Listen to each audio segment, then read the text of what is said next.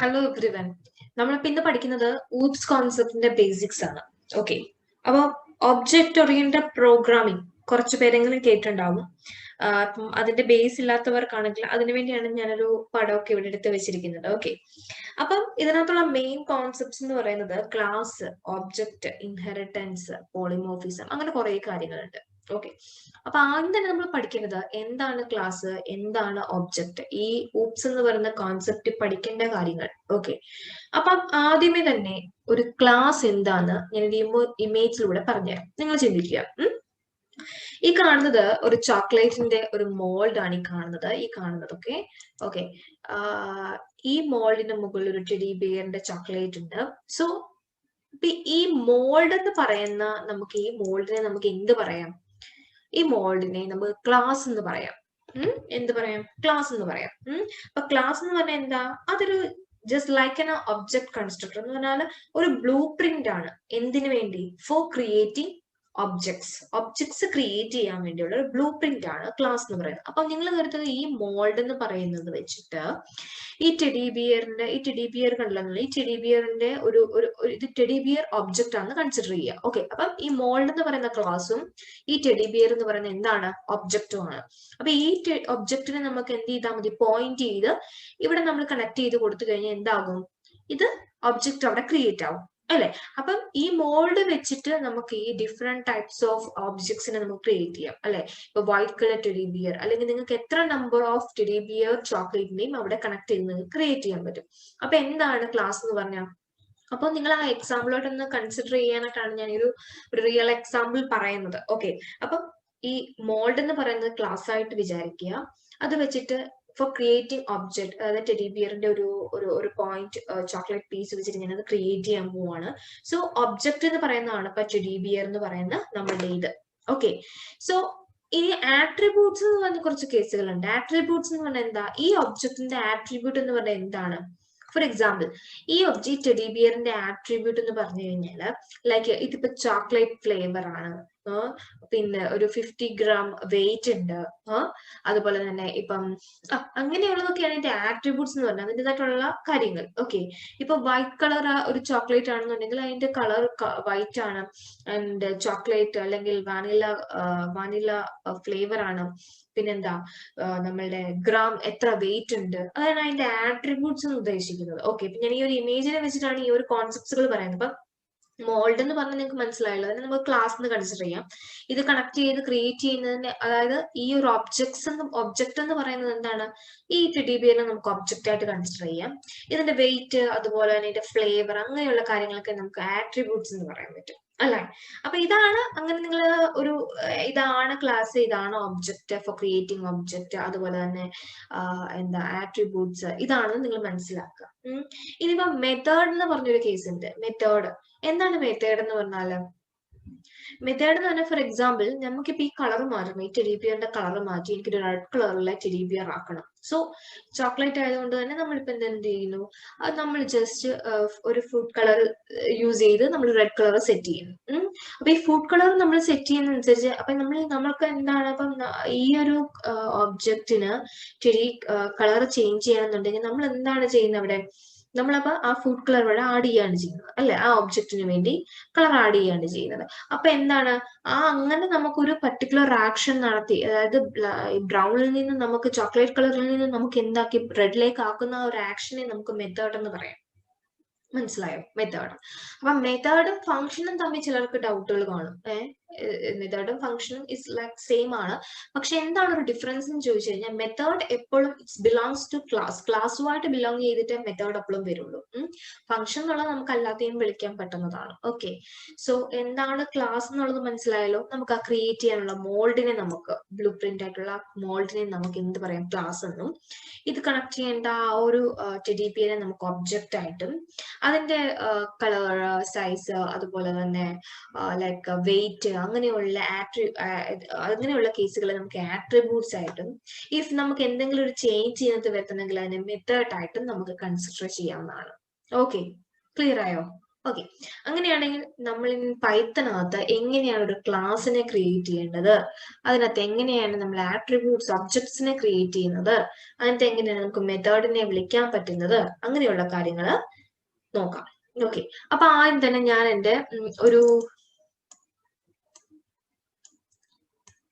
ഞാനൊരു എന്താ ഒരു പേജ് ക്രിയേറ്റ് ചെയ്യാം. ഓക്കെ, ഞാൻ ഊപ്സ് എന്ന് പറഞ്ഞ് നിങ്ങൾ ഫയൽ ക്രിയേറ്റ് ചെയ്യണം കേട്ടോ. ഞാനിപ്പോ ക്രിയേറ്റ് ചെയ്ത് വെർച്വൽ എൻവയോൺമെന്റിനകത്തായി പോയി, കുഴപ്പമില്ല.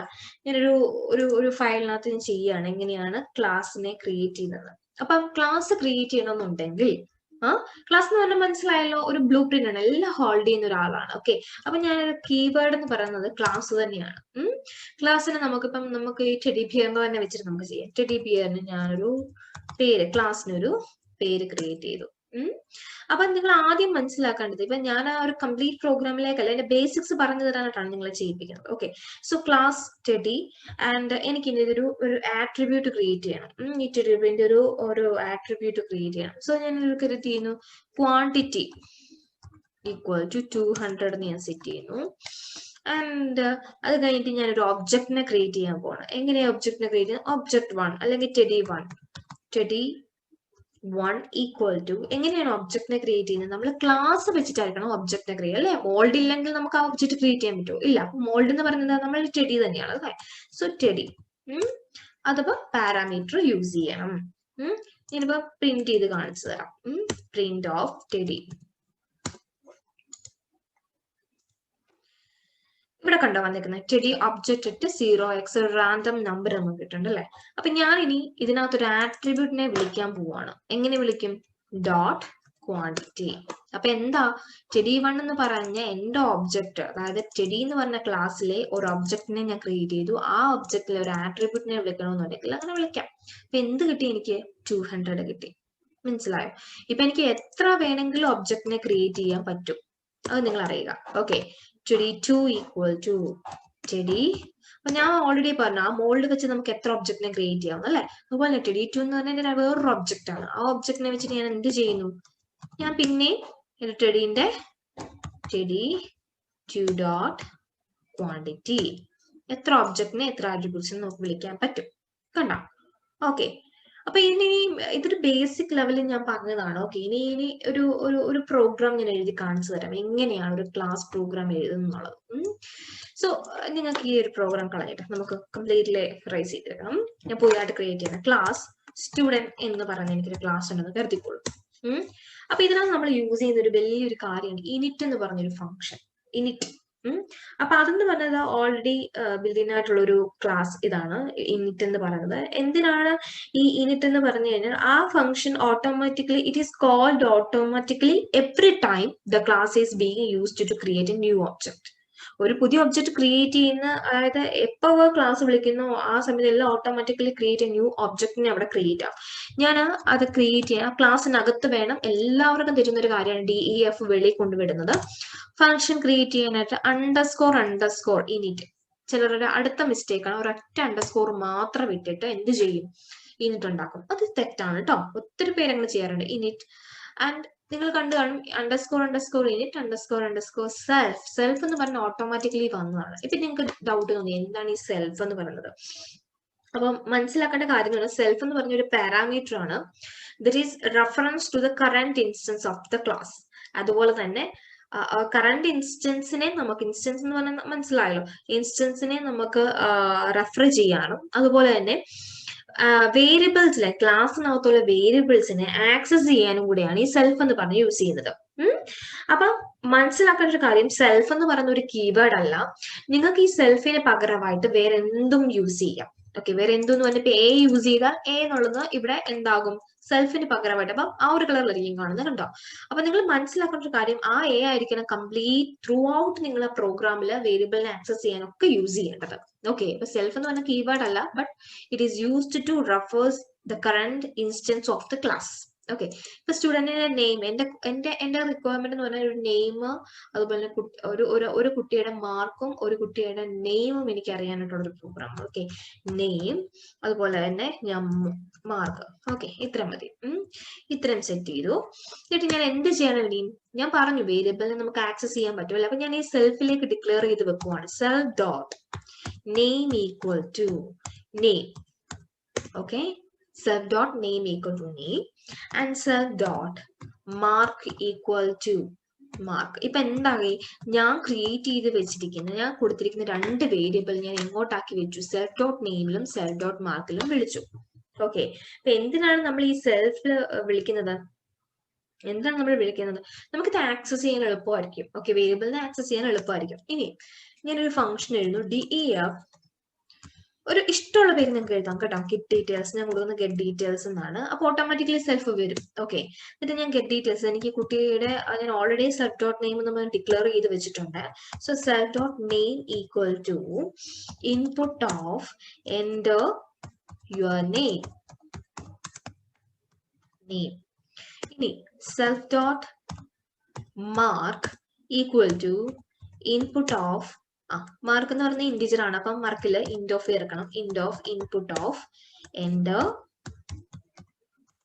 Your mark. വേണമെങ്കിൽ നിങ്ങൾക്ക് ഇവിടെ തന്നെ നെയിമും മാർക്കും ഡിസ്പ്ലേ ചെയ്യിപ്പിക്കാം. ഞാൻ വേറൊരു ഫംഗ്ഷൻ ക്രിയേറ്റ് ചെയ്യാൻ def പുട്ട് ഡീറ്റെയിൽസ് എന്ന് പറഞ്ഞാൽ ഒരു ഫംഗ്ഷൻ ക്രിയേറ്റ് ചെയ്യുന്നത്. അതൊന്നും കീവേഡ് ഒന്നും അല്ല കേട്ടോ, ഇഷ്ടമുള്ള ഓൾറെഡി ബിൽഡിംഗ് ആയിട്ടുള്ള ഫംഗ്ഷൻ ഒന്നും അല്ല, ഞാൻ തന്നെ ക്രിയേറ്റ് ചെയ്ത ഒരു ഫംഗ്ഷൻ ആണ്. ഓക്കെ, ഇനിറ്റ് മാത്രമേ ഉള്ളൂ ബിൽഡിംഗ് ആയിട്ടുള്ളത്.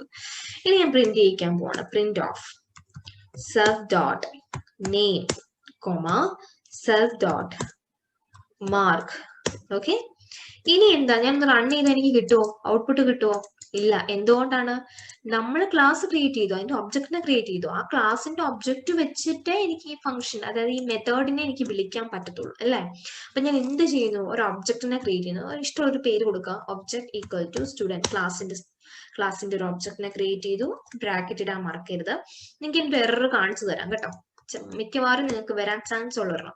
ഈ ഒബ്ജക്റ്റ് വെച്ചിട്ട് എന്ത് ചെയ്യണം? നമ്മുടെ മെത്തേഡിനെ എല്ലാം കോൾ ചെയ്യണം അല്ലേ?